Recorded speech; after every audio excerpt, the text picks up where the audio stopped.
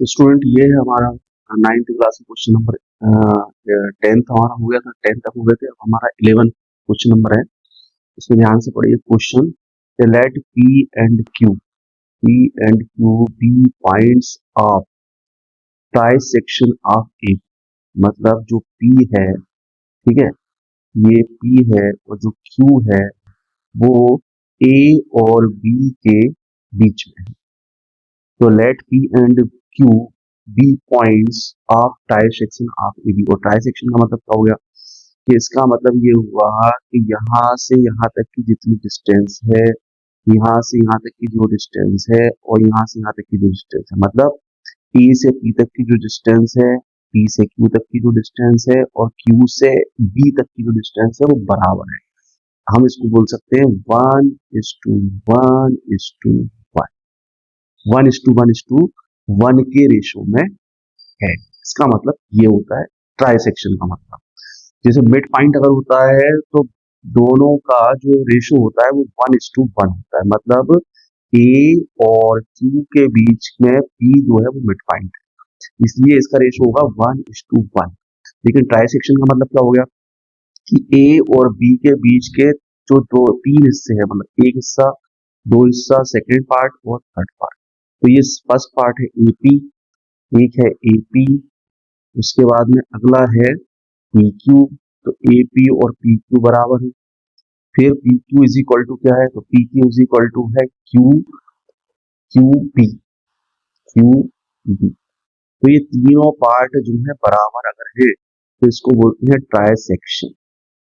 ठीक है, तो अब ये ट्राइसेक्शन है तो इसका मतलब अपने को सिर्फ पी के कोऑर्डिनेट्स, मतलब पी के एक्स और वाई और क्यू के एक्स और वाई हमको निकालने हैं। ठीक है, ये बिल्कुल सिस्टमेटिक तरीके से आप पढ़ेंगे तो आपको समझ में आएगा कि आइडिया जैसे दिया हुआ है कि the points of trisection of A segment divide it into 3 equal parts. ठीक है, P divides A be in the ratio 1:2।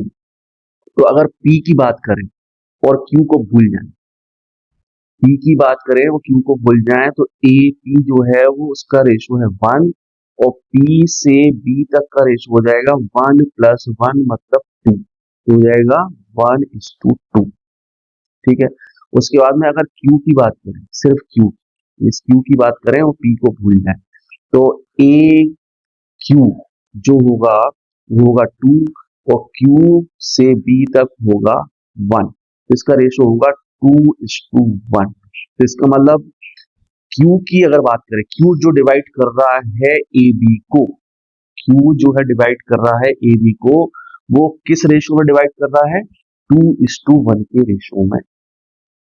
और जो P है वो डिवाइड कर रहा है ए बी को 1:2 के रेशो में, मतलब AP जो है वो 1 है और PB जो है वो उसका रेशो 2 है।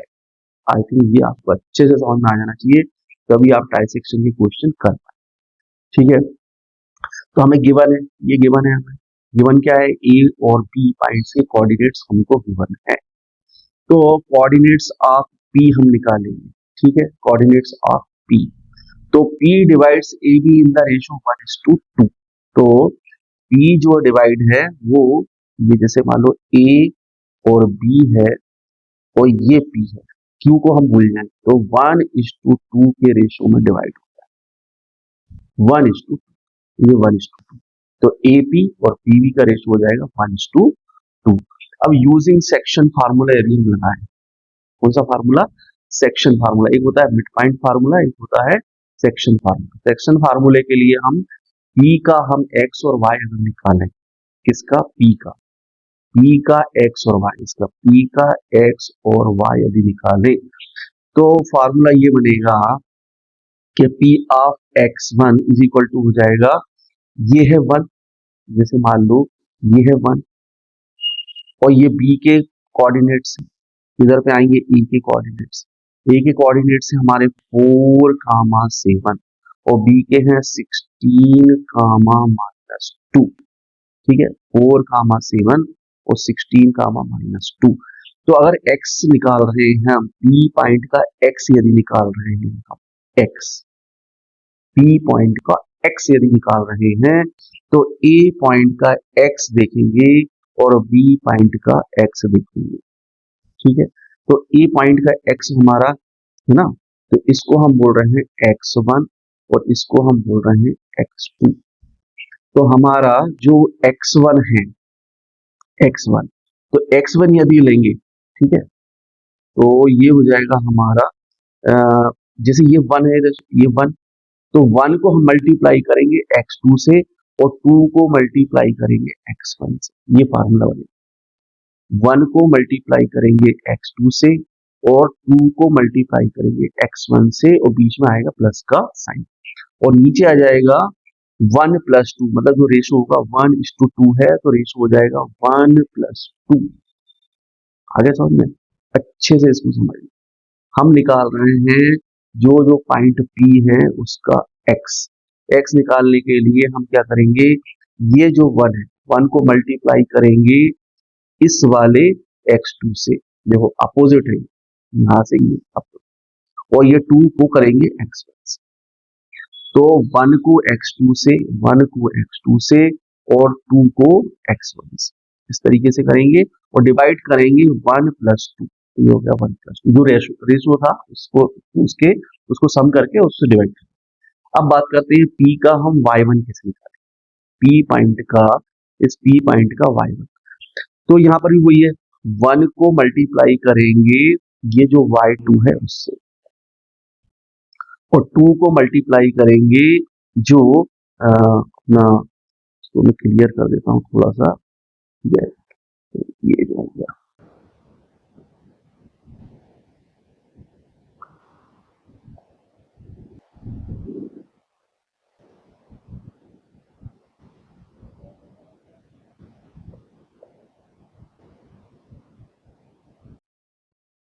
ठीक है। तो यहाँ पर अब P का जो है हम, ये जो P है इसका हम y निकालेंगे, P का y, उसका फार्मूला होगा ये, तो अभी मैंने बताया था, ये है हमारा AB, ये है हमारा P और ये रेशो है 1 और ये रेशो है 2। यहाँ पर इसको बोलेंगे x1 y1, इसको बोलेंगे x2 y2। तो यहाँ पर जो 2 है उसको मल्टीप्लाई करेंगे हम y1 से, तो 2 को मल्टीप्लाई करेंगे y1 से और 1 को मल्टीप्लाई करेंगे y2 से, तो 1 को मल्टीप्लाई करेंगे y2, देखो अपोजिट इस तरीके से। अब नीचे हो जाएगा 1 प्लस 2, क्योंकि रेशो तो 1 और 1:2 है, तो 1 प्लस, इस तरीके से ये P के पॉइंट्स निकल जाएंगे, ये आप करके देख सकते हैं।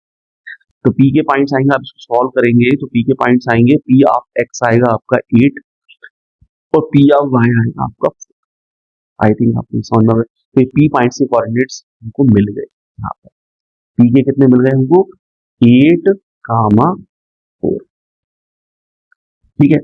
अब कोऑर्डिनेट आप Q निकालेंगे, अब Q निकालेंगे तो P को आप भूल जाइए, सिर्फ Q को याद रखिए, A को याद रखिए और B को याद रखिए।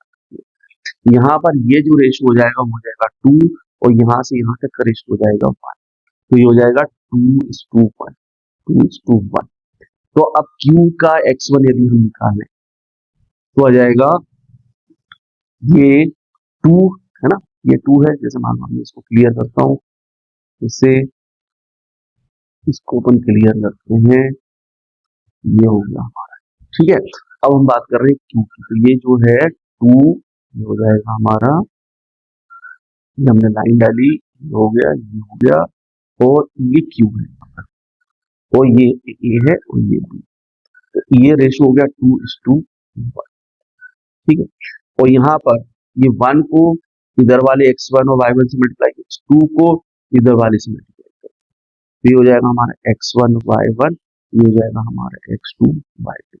तो 1 को मल्टीप्लाई, 2 को मल्टीप्लाई करेंगे हम x2 से, तो 2 को मल्टीप्लाई करेंगे हम x2 से, 1 को मल्टीप्लाई करेंगे हम x1 से, इस तरीके से, और डिवाइड बाय 2 + 1 हो जाएगा। सेम कंडीशन y की भी रहेगी कि 2 को मल्टीप्लाई करेंगे y2 से, प्लस बीच में प्लस का साइन आएगा, और 1 को मल्टीप्लाई करेंगे y1 से, y1 से, डिवाइड बाय, उस तरीके से Q के कोऑर्डिनेट्स रहेंगे। Q के कोऑर्डिनेट्स आप सॉल्व करोगे तो आएगा 12 और 1, इसका जाएगा 12 एंड 1। तो आई थिंक स्टूडेंट ये आपको समझ में आ गया होगा। अब वेरिफिकेशन कर सकते हैं कि जो AP है ना, AP है, PQ है और QB है, ये देखो 5 5 और 5, क्योंकि हम AP जो है, AP को हम डिस्टेंस फार्मूले से निकाल सकते हैं, ठीक है। PQ को भी हम डिस्टेंस फार्मूले से निकाल सकते हैं। डिस्टेंस फार्मूला क्या था हमारा, x1 plus x2 divide by 2 plus y1, ये जो है ये आपका 8 और ये 4, तो x2 माइनस एक्स डिवाइड इसका whole square plus y2 minus y1 का होल स्क्वायर, ये था हमारा डिस्टेंस फार्मूला। तो AP, PQ और QB तीनों आल इक्वल आ रहे हैं 5, ठीक है। तो इसका मतलब ये देखो, इसको इसको समझाया गया है, ये वन पार्ट हो गया, ये वन पार्ट हो गया, ये वन पार्ट हो गया। तो एक को यदि आप भूल जाएंगे तो ये 1 + 1 2 पार्ट हो जाएगा, 2:1 का रेशो हो जाएगा। अगर ये P भूल जाएंगे तो 2:1, अगर Q भूल जाएंगे तो यहाँ पर ये 2 आएगा और इधर तो 1 आएगा, इस तरीके से। तो हम इसका फार्मूला, ये सेक्शन फार्मूला ये है, जैसे कोई पॉइंट P है तो उसको हम करेंगे M और N। तो M और N क्या है, तो M और N जो है वो रेशो है। ये जैसे ये M हो गया, ये N हो गया, तो M को हम बोल रहे हैं 2 और N को हम बोल रहे हैं 1। तो ये M और N जो है रेशो है, जिसको हमने यहाँ पे लिया था जैसे 1 और ये 2। तो ये M जो है रेशो है, N भी रेशो है। तो ये P ऑफ X आ जाएगा, ये P ऑफ Y आ जाएगा। तो आई थिंक बच्चों ये आपको समझ में आ गया होगा। आप इसको 1-2 बार इस वीडियो को अच्छे से देखिए और भी समझ में आ जाएगा। और ये जो पूरा स्क्रीन पर आपको दिख रहा है, इसको आप अच्छे से कॉपी में नोट कर लिए, आपको सेक्शन फार्मूला बहुत अच्छे से समझ में आ जाएगा। ठीक है स्टूडेंट, तो अब नेक्स्ट क्वेश्चन हम नेक्स्ट वीडियो में करेंगे, क्वेश्चन नंबर 12। ठीक है, थैंक यू।